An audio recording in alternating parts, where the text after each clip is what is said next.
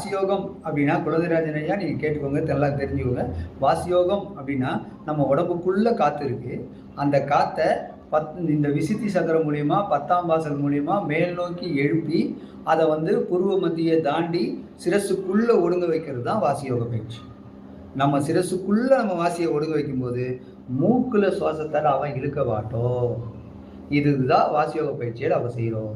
மூக்குல சுவாசத்தை இழுக்கிற வரைக்கும் நம்மளுடைய உயிர் விரயமாகிக்கிட்டே இருக்கும். அந்த உயிர் விரயத்தை தடுக்கிறதுக்காகத்தான் இந்த வாசியோக பயிற்சி நம்ம செய்கிறோம். உயிர் விரயத்தை தடுக்க நமக்கு ஆயுள் அதிகமாகும். அப்போ உடலும் ஆரோக்கியமாகும். இந்த நிலையில மட்டும்தான் வாசியோக பயிற்சியில மட்டும்தான் உயிரின் ஆயுளை அதிகரிக்க முடியும், உடல் ஆரோக்கியத்தையும் அதிகரிக்க முடியும்.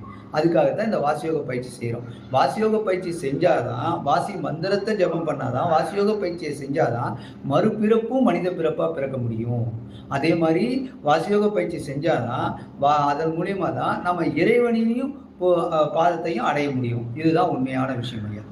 அதுக்கு தான் நீங்க வாசியோக பயிற்சி செய்யணும்.